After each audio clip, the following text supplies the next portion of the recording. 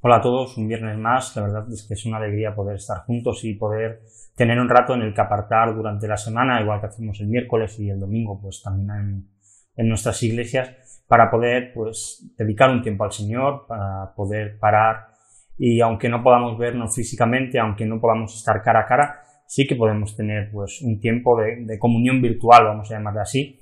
Así que os animo que en esta tarde pues alabemos al Señor, que bendigamos su nombre y que no dejemos de orar pues por aquellos que están pasándolo mal, que están sufriendo. Nos acordamos de Ramón, seguimos orando para que el Señor pues lo cure y le sane de este virus tan terrible que tanta gente está siendo afectada, y oramos pues también por los médicos y por la sociedad, por el gobierno, para que el Señor dé sabiduría para saber cómo llevar y gestionar todo este tema. Así que sin nada más vamos a dar paso a la alabanza y después pues tendremos un rato en el que meditar en la palabra y como cada viernes pues reflexionar en ella y encontrar consuelo, confrontación también y gozo en ella.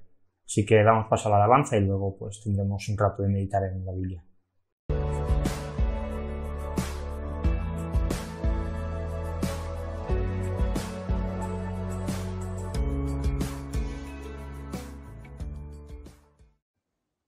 Hola, buenas tardes a todos, ¿qué tal estáis? Bueno, podemos decir de Benecer que hasta aquí el Señor nos ha cuidado y cogidos de su mano, con su protección, hemos pasado casi ya una semana más que estamos terminando. Un culto más en línea, que damos gracias a Dios de poder tenerlos, y un ratito más que vamos a estar ahora en la presencia del Señor con 2 canciones. Un saludo muy fuerte del grupo de alabanza, un abrazo y esperamos veros muy prontito. Bendiciones, chao.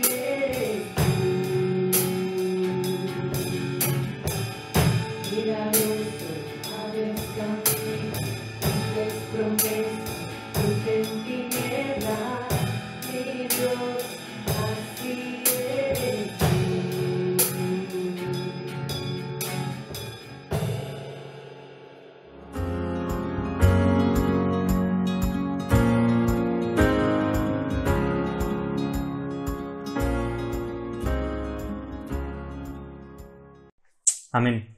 Como ya comenté la semana pasada con el final de la carta a los Colosenses, empezamos una nueva serie. La verdad es que creo que predicar en serie, predicar pues ya sea un libro, un personaje de la Biblia, un trozo grande de un libro, es muy beneficioso para la Iglesia, nos ayuda a seguir un hilo, a hacer como si leyésemos la Biblia pero profundizando en ella, y además creo que es muy beneficioso para la Iglesia porque de esta manera tratamos temas que de otra manera a veces pues se saltarían porque son complejos, porque son un poco tabú, así que creo que es bueno. Esto es algo que personalmente llevo haciendo ya por muchos años en Santa Perpetua. Actualmente los domingos, cuando me toca a mí predicar, seguimos el Evangelio de Juan, y como digo, creo que es muy bueno y empezamos hoy una serie que, como ya os comenté, se titula Las salvaciones del Señor. No sé si alguno habrá seguido pensando en esto, seguramente no, pero de lo que vamos a hablar es de un profeta cuyo libro no trata tanto de las palabras que el profeta dijo, sino de la vida del profeta. Un profeta que podríamos catalogar como desobediente. Y esto ya da muchas pistas sobre quién vamos a estar hablando, pero un profeta desobediente, pero aún así Dios lo utilizó para traer salvación y para traer vida a muchísimas personas, a muchísimos gentiles. Pero no me gustaría que durante esta serie, durante estas 4 predicaciones que en principio tendremos, nos quedemos solamente con el profeta, con su vida, y cómo eso pues debe hacer que nosotros seamos mejores, que seamos mejores personas, que seamos mejores siervos de Dios, sino que lo que quiero es que reflexionemos y en toda la vida de este hombre veamos a Jesús. Jesús, cuando iba en el camino de Emaús, dice que le enseñaba desde toda la escritura a aquellos dos lo que hablaba acerca de él. Así que todo el Antiguo Testamento apunta directamente a Jesús y necesitamos verlo porque es la clave de toda nuestra fe, de toda nuestra vida y del futuro. Así que necesitamos ver a Jesús en el Antiguo Testamento y es lo que quiero que durante estas 4 predicaciones podamos ver a Jesús en la vida de Jonás. Así que, sin más dilación, sin perder más tiempo, vamos a leer el capítulo 1 de Jonás y luego pasamos a reflexionar sobre él. Dice: vino palabra de Jehová a Jonás, hijo de Amitai, diciendo: levántate y ve a Nínive, aquella gran ciudad, y pregona contra ella, porque ha subido su maldad delante de mí. Y Jonás se levantó para huir de la presencia de Jehová a Tarsis, y descendió a Jope. Y halló una nave que partía para Tarsis, y pagando su pasaje, entró en ella para irse con ellos a Tarsis, lejos de la presencia de Jehová. Pero Jehová hizo levantar un gran viento en el mar, y hubo en el mar una tempestad tan grande que se pensó que se partiría la nave. Y los marineros tuvieron miedo, y cada uno clamaba a su Dios, y echaron al mar los enseres que había en la nave para descargarla de ellos. Pero Jonás había bajado al interior de la nave, y se había echado a dormir. Y el patrón de la nave se le acercó y le dijo: ¿qué tienes, dormilón? Levántate y clama a tu Dios, quizá él tenga compasión de nosotros, y no pereceremos. Y dijeron cada uno a su compañero: venid, y echemos suertes, para que sepamos por causa de quién ha venido este mal. Y echaron suertes, y la suerte cayó sobre Jonás. Entonces le dijeron ellos: decláranos ahora por qué nos ha venido este mal. ¿Qué oficio tienes y de dónde vienes? ¿Cuál es tu tierra y de qué pueblo eres? Y él le respondió: soy hebreo, y temo a Jehová, Dios de los cielos, que hizo el mar y la tierra. Y aquellos hombres temieron sobremanera, y le dijeron: ¿por qué has hecho esto? Porque ellos sabían que huía de la presencia de Jehová, pues él se lo había declarado. Y le dijo: ¿qué haremos contigo para que el mar se nos aquiete? Porque el mar se iba embraveciendo más y más.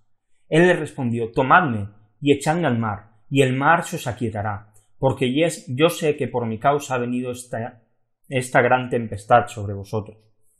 Y aquellos hombres trabajaron para hacer volver la nave a tierra, mas no pudieron, porque el mar se iba embraveciendo más y más contra ellos. Entonces clamaron a Jehová, y dijeron: te rogamos ahora, Jehová, que no perezcamos nosotros por la vida de este hombre, ni pongas sobre nosotros la sangre inocente, porque tú, Jehová, has hecho como has querido. Y tomaron a Jonás, y lo echaron al mar, y el mar se aquietó de su furor. Y temieron aquellos hombres a Jehová con gran temor, y ofrecieron sacrificio a Jehová, e hicieron votos, pero Jehová tenía preparado un gran pez que tragase a Jonás, y estuvo Jonás en el vientre del pez 3 días y 3 noches. Y comenzamos, adentrándonos en el texto, con lo que podríamos llamar la huida de Jonás. El texto comienza de una manera abrupta. Lo importante en este caso, si vemos el resto de profetas, normalmente lo importante es su mensaje.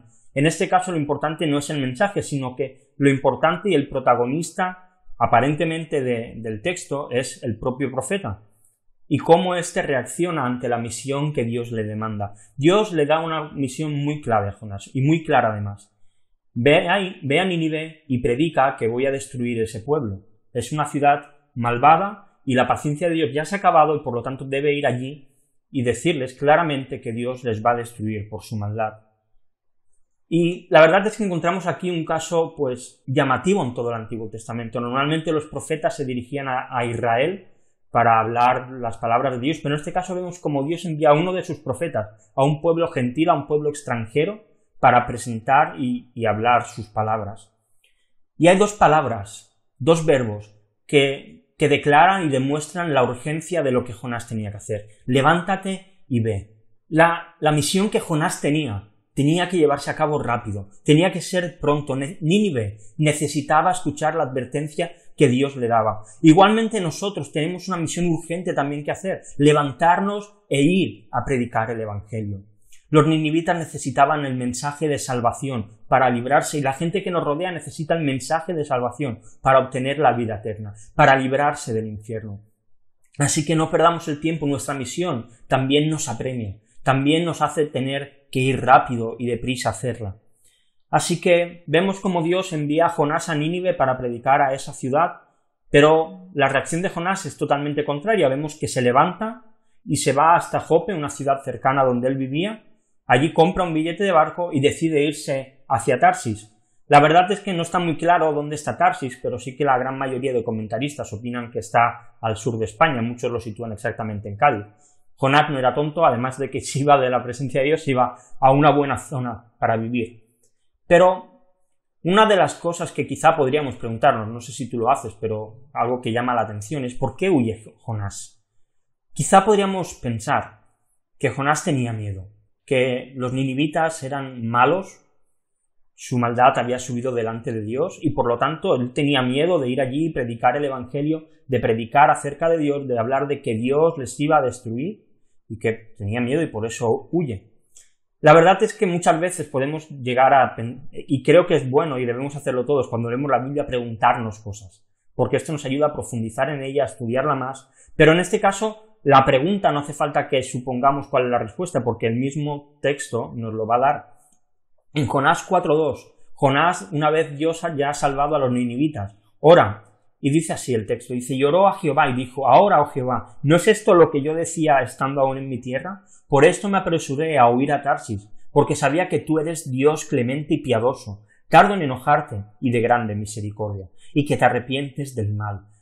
Jonás no tenía miedo a los ninivitas, lo que no quería Jonás era que los ninivitas se salvasen, porque eran gentiles, no eran judíos, y no quería que Dios tuviese piedad de ellos. Y aquí ya vemos un primer nexo de unión entre Jonás y Cristo, entre el profeta y el Señor Jesús. Mientras que vemos como Jonás se levanta para huir de la presencia de Dios y paga un billete de su dinero para poder escaparse y alejarse de Dios, Cristo está en su gloria, en el cielo, en la eternidad, y de repente recibe un mensaje del Padre.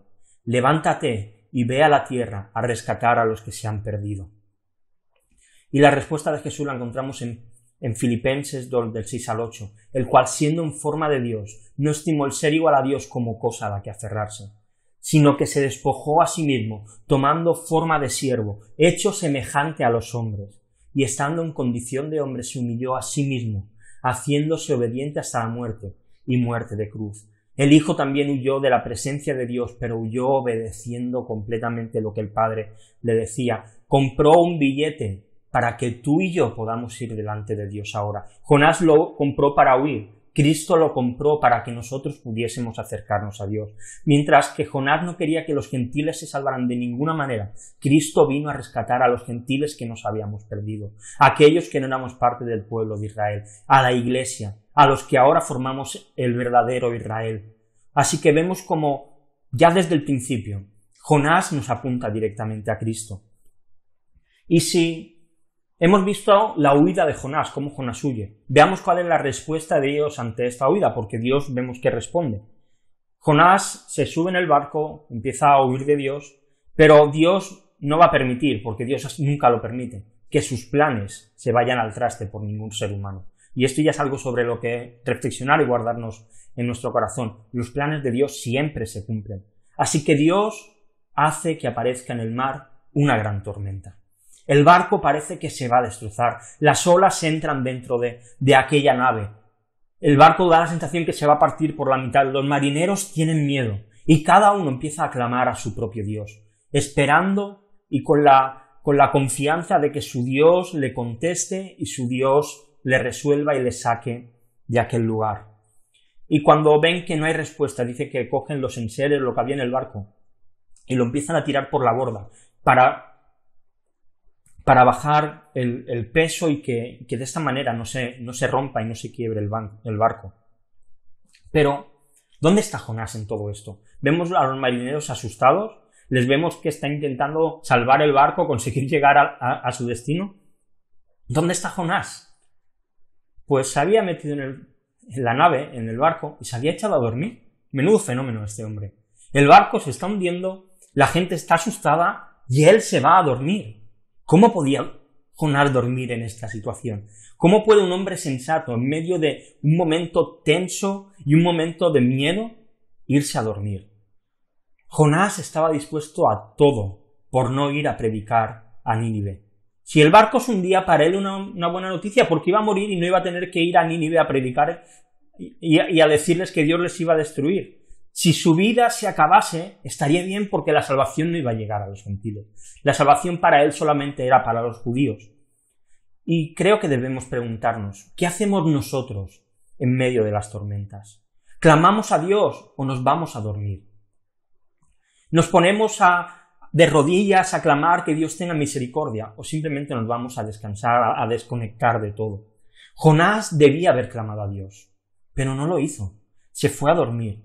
Y mira, Dios a veces va a enviar tormentas a tu vida para que espabiles, para que te vuelvas a Él. A veces Dios va a mandar tormentas para que te pongas de rodilla a orar, para que te pongas de rodillas y vuelvas tu mirada a Él, para que le busques, para que te vuelvas hacia el camino que quizá te has alejado. Pero no olvides algo, el mismo que a veces envía tormentas es el mismo que tiene el poder y que tiene la última palabra sobre ellas para pararlas.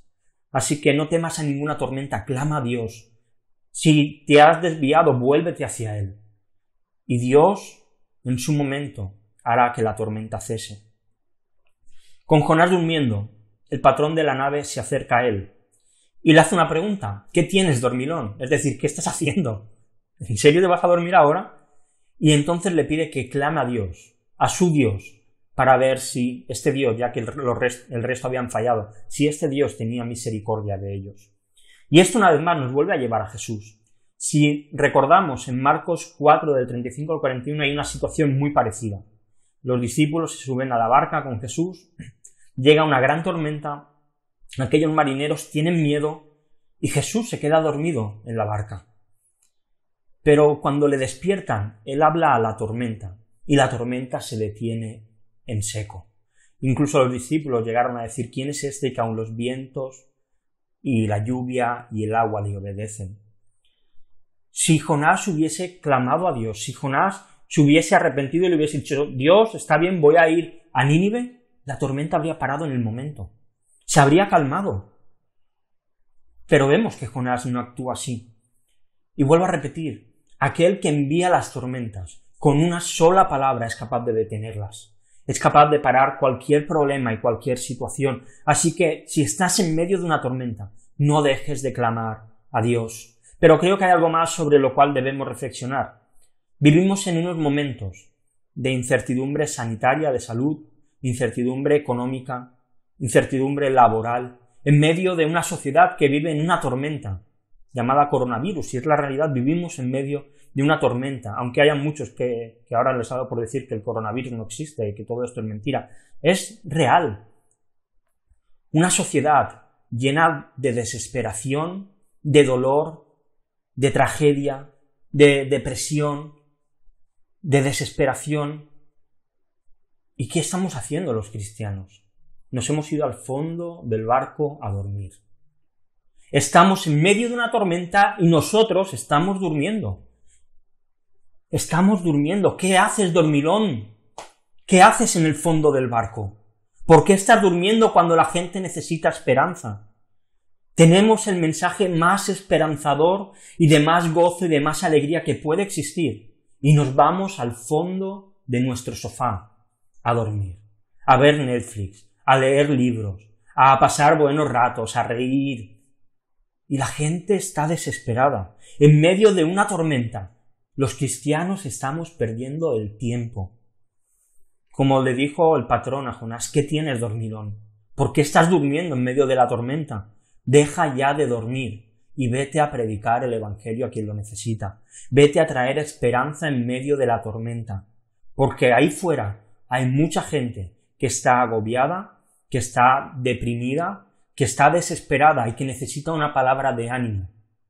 Y esa palabra es el evangelio de Jesucristo, el mensaje de la cruz. Deja ya de dormir y vete a predicar la verdad.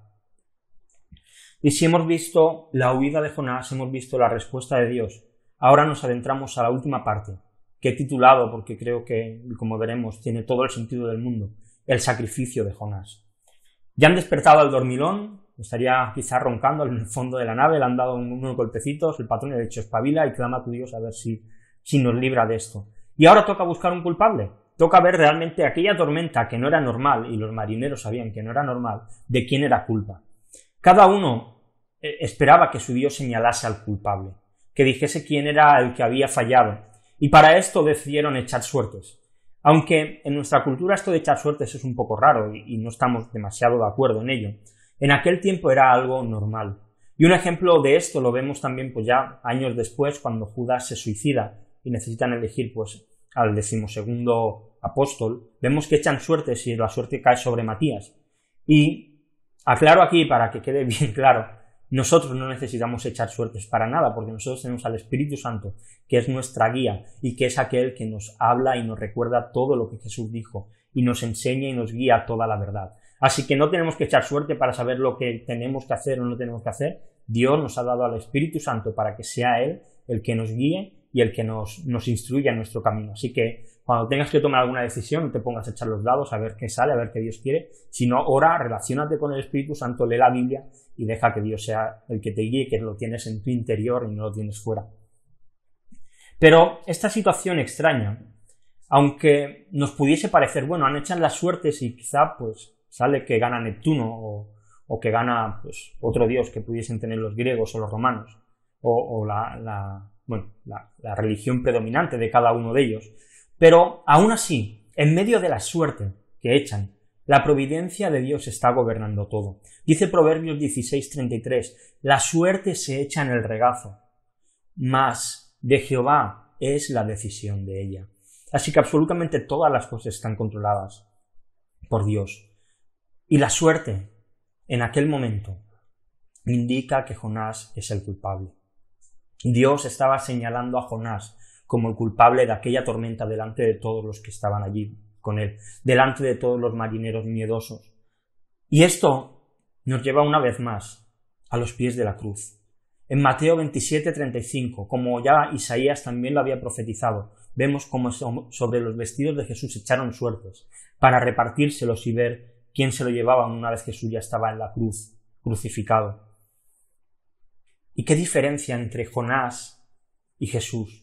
Mientras que a Jonás la suerte sirvió para acusarle y decir que él era el culpable, a Jesús la suerte las echaron después. Ya habían decidido que él era el culpable, que él era el delincuente que debía morir, cuando realmente era totalmente inocente. Así que aquí vemos otro nexo entre Jonás y Jesús. En ambos casos echaron suertes, aunque uno fue inocente y otro realmente sí que era culpable. Y tras el resultado, los marineros le preguntan, bueno, ¿quién eres tú? ¿Por qué está pasando todo esto? Y en el versículo 9, Jonás les dice, soy hebreo y temo a Jehová, Dios de los cielos que hizo el mar y la tierra. Jonás está haciendo aquí una declaración brutal. ¿Ves esta tormenta? Mi Dios es el que ha hecho todo esto. Él tiene el control de todas las cosas. Y de repente vemos que los marineros se enfadan con él, con toda la razón del mundo. ¿Por qué has hecho esto, Jonás? ¿Qué te hemos hecho nosotros para que venga a traernos toda esta desgracia? Jonás mismo les había dicho que él estaba huyendo de la presencia de Dios. Y entonces le preguntan, bueno, ¿y ahora qué hacemos contigo? ¿Qué hacemos contigo para librarnos de todo esto? Déjame parar un momento aquí. ¿Qué hubiese pasado si Jonás en este momento se hubiese arrepentido? La tormenta hubiese parado en el momento. ¿Y qué es lo que Jonás les dice? Tomadme y echadme al mar. De verdad, Jonás, escucha un momento, Jonás, ¿de verdad prefieres que te echen al mar y morir que arrepentirte? Alguno podría pensar, bueno, es que Jonás estaba entregando para que los marineros se salvaran. No, porque si él se hubiese arrepentido, se hubiese salvado todos. A Jonás le daban igual los marineros, le importaban un bledo ellos. Lo vemos en todo el libro. Él prefiere morir antes que ir a Nínive. Lo vemos en el capítulo 4, le pide a Dios, mátame porque ya no aguanto más esto porque tú has salvado a los ninivitas. Y aún así, vemos más misericordia en los marineros que en Jonás. Jonás estaba pidiendo que lo mataran y le daba igual lo que pasara con esos marineros. En cambio, en el versículo 13 se nos dice que los marineros hicieron todo lo posible por llegar a tierra, por salvarse ellos y por salvar a Jonás, por no tener que tirarlo al agua, Dice Feinberg en uno de sus comentarios: tenían más respeto por la vida de uno que Jonás a las almas de cientos de miles en Nínive. Estos hombres tenían más misericordia por él que él por los marineros y que por los ninivitas. La verdad es que cuando leo el texto no entiendo a Jonás. No entiendo por qué Jonás no se arrepiente. ¿De verdad era mejor morir que obedecer a Dios? ¿De verdad era mejor perder su vida antes que ver a los gentiles salvarse? Cuando lo leo no lo entiendo, pero cuando me veo a mí lo entiendo a la perfección. Porque ¿cuántas veces preferimos pasarlo mal, tener ansiedad, tener problemas, seguir cargados con la culpa de nuestro pecado antes de ir a la cruz arrepentidos? ¿Cuántas veces preferimos soportar cosas malas y cosas duras antes de romper nuestro orgullo, ir delante de Jesús y decirle: Señor, me he equivocado, no soy digno de ti, ten misericordia de mí? ¿Cuántas veces somos igual de cabezones que Jonás y preferimos pasarlo mal antes que acercarnos a Jesús y pedir perdón? Que el Señor nos ayude a que no seamos así, a que seamos capaces de doblegar nuestro orgullo y acercarnos a la cruz. Los marineros han visto ya que no hay nada que hacer, que el barco, por muchos esfuerzos que ellos han hecho en llegar a tierra, se va a hundir, que ellos se van a hundir con el barco, y ahora ellos claman a Dios, dejan a sus dioses de lado y de repente miran al único Dios verdadero, miran a Jehová.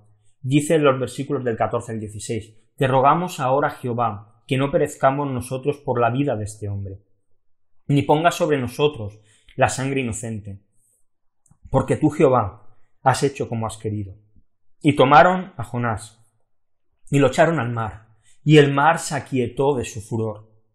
Y temieron aquellos hombres a Jehová con gran temor, y ofrecieron sacrificio a Jehová, e hicieron votos. Cuando en el versículo 15 dice y tomaron, al yo no tener ni idea de hebreo, no puedo asegurarlo al 100%, pero aquellos que sí que saben y que han estudiado en seminarios y tal, comentan que el significado de esta palabra no solamente que lo cogieron y lo echaron al mar, lo empujaron, sino que literalmente lo levantaron en alto y entonces lo lanzaron. Y esto les sirvió como sacrificio para que la tormenta parara. Y entonces ellos ofrecieron sacrificio a Jehová e hicieron votos. Lo que hicieron al coger a Jonás, levantarlo y lanzarlo al mar, nos recuerda a las palabras que Jesús le dice a Nicodemo en Juan 3, 14, 15. Y como Moisés levantó la serpiente en el desierto, así es necesario que el Hijo del Hombre sea levantado, para que todo aquel que en él cree no se pierda, mas tenga vida eterna. Jonás estaba siendo levantado y estaba siendo lanzado para que aquellos marineros pudiesen encontrar la salvación, que al mirar a Jonás siendo lanzado, ellos estaban encontrando la vida eterna, la fe verdadera. Y de la misma manera Cristo ha sido levantado en la cruz, y todo aquel que le mira y se arrepiente de su pecado es librado del pecado y de la muerte. El egoísta Jonás no quería que de ninguna manera los gentiles se salvaran. Aún huyendo de la presencia de Dios, estaba trayendo salvación a los gentiles a través de su sacrificio. Aunque él no quería, su intento de suicidio estaba trayendo salvación a aquellos marineros. Y de la misma manera Cristo, a través de su sacrificio, ha traído salvación a todos aquellos que tras verle elevado en la cruz, han temido a Dios y han hecho votos para seguirle, se han arrepentido de sus pecados. Así que ya en el capítulo 1 de Jonás podemos ver que el título de la serie tiene todo el sentido del mundo. La salvación es del Señor. Él es el que da salvación a aquel que va arrepentido. Él es el que da salvación a quien le place.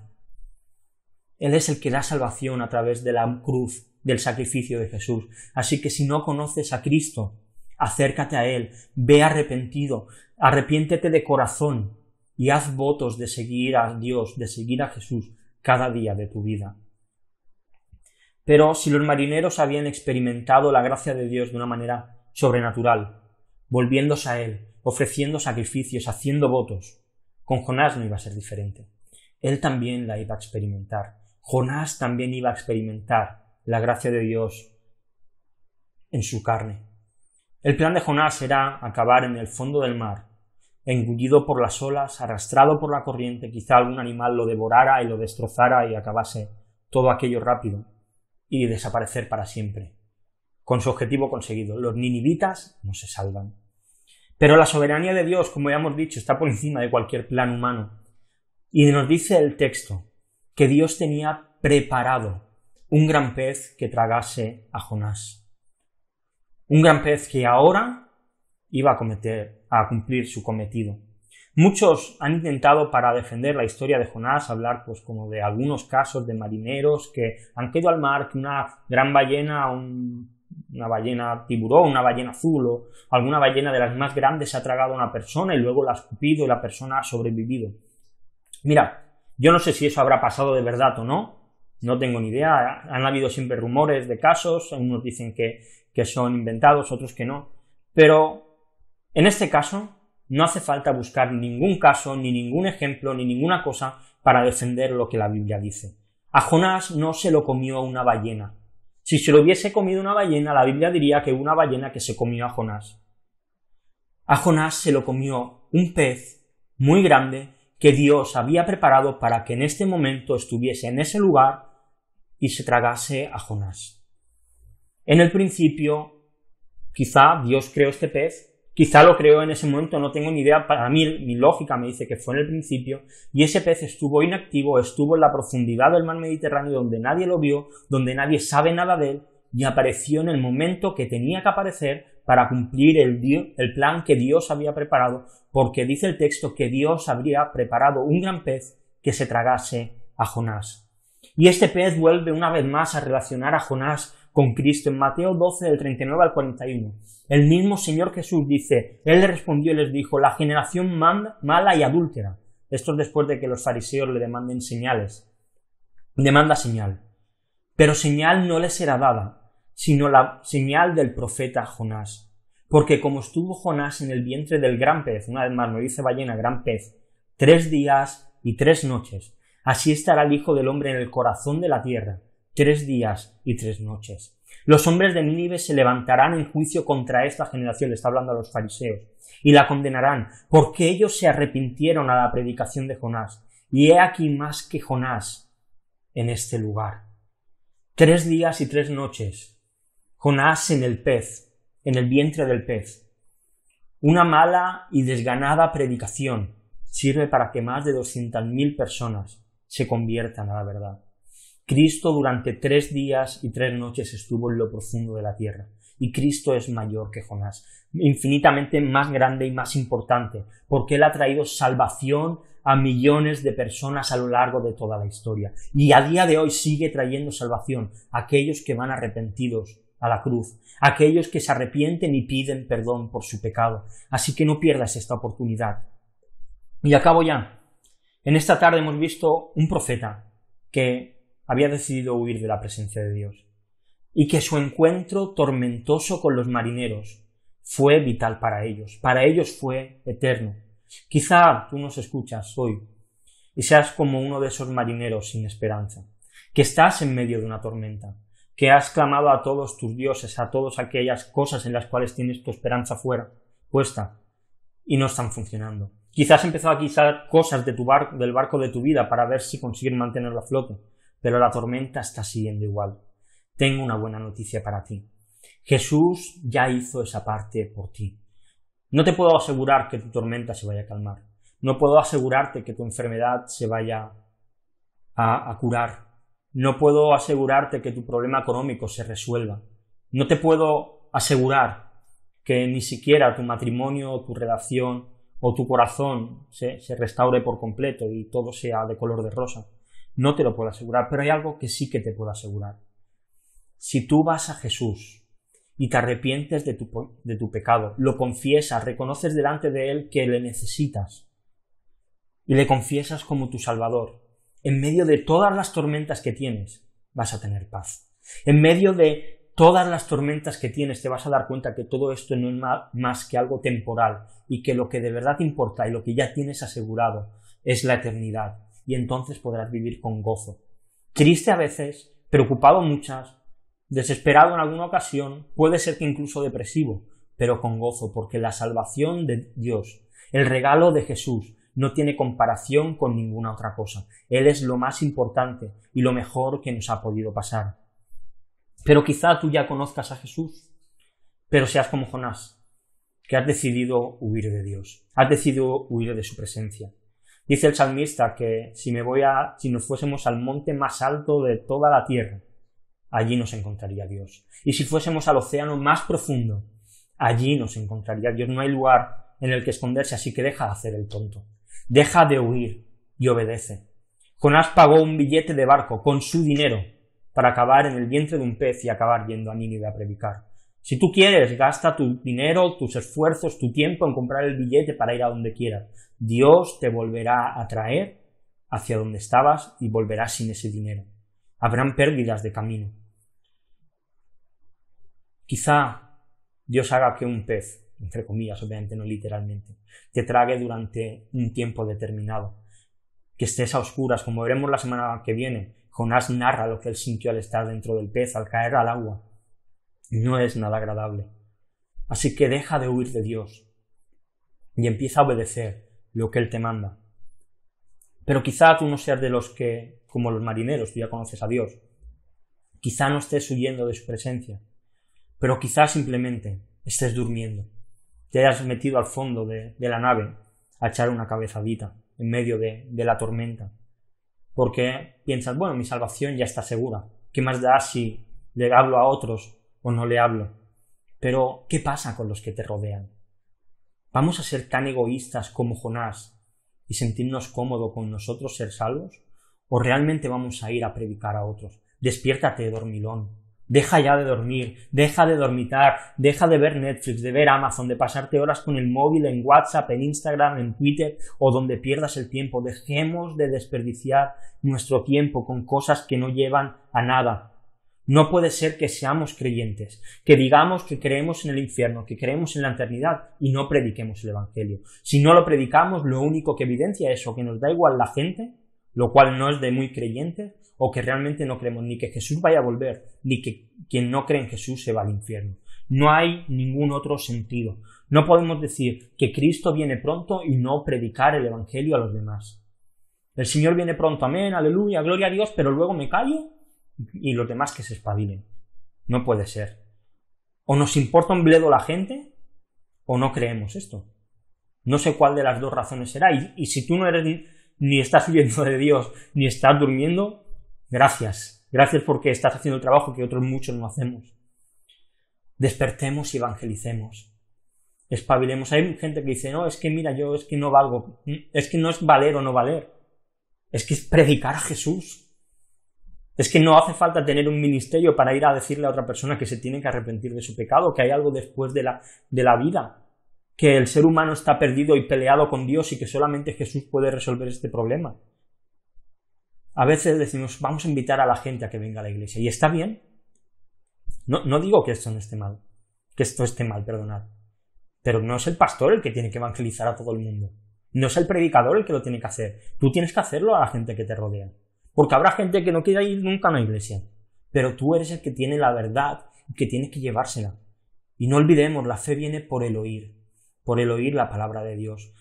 Hoy en día hay muchas iglesias que son un circo, que son entretenimiento puro. Yo no quiero una iglesia así. Yo quiero una iglesia donde se predique el Evangelio, donde el Evangelio cale en nuestros corazones, donde nos transforme, donde nos impulse a hablarle a otros.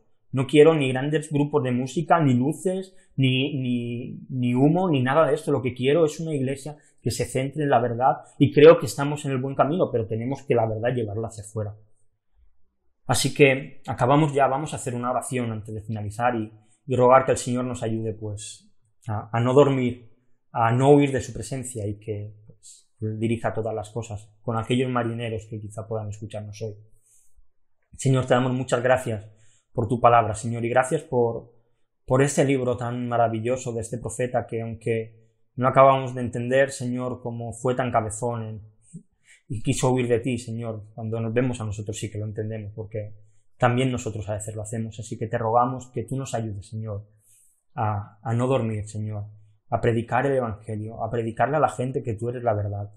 Pon conocimiento y pon dolor en nuestros corazones por quienes nos rodean y se pierden, Señor, poder explicarles que tú eres un Dios bueno, un Dios misericordioso, pero también eres un Dios justo, y que el día que vuelvas traerás justicia sobre cada uno y nos demandarás cuenta, Señor. Así que, por favor, ayúdanos a hablar de tu palabra, pon las situaciones y ayúdanos a verlas y danos la valentía, Dios. Y Señor, si hay alguien que nos está escuchando y que está huyendo de ti, manda las tormentas que hagan falta, Señor. Hazle entrar en el pez que tenga que entrar para que se dé cuenta y vuelva a ti arrepentido, Dios. Y por último, si hay alguien, Señor, que como estos marineros tienen sus propios dioses, tienen sus propias maneras de vivir y no quieren saber nada de ti, atráelos a ti, Señor. Hazles que ellos ofrezcan sacrificio, que vengan arrepentidos, Señor, a la cruz y allí te reconozcan como su Señor y Salvador. Cambia tú los corazones, Señor, como cambiaste los nuestros. Y gracias porque confiamos, Señor, en ti, sabemos que tú vas a volver y ayúdanos a que esto sea una realidad patente en nuestra vida y se lo prediquemos a todo el mundo. Muchas gracias, Jesús. Amén. Pues hasta aquí la meditación de hoy. Gracias por haber estado y espero que estas palabras nos sirvan de ánimo, pero también de confrontación para darnos cuenta que necesitamos despertar, que necesitamos predicar el Evangelio, que estamos en medio de una tormenta donde hay gente desesperada que necesita una palabra de esperanza y de alivio. Así que, sin más, nos despedimos. Los que os habéis apuntado nos vemos el domingo, cada uno en nuestra iglesia. Y los que no, pues esperemos vernos pronto. No sé si aún hay plazas, apuntaos si hay. Y nada, nos vemos si no, el domingo, el próximo viernes. Un abrazo. Hasta luego.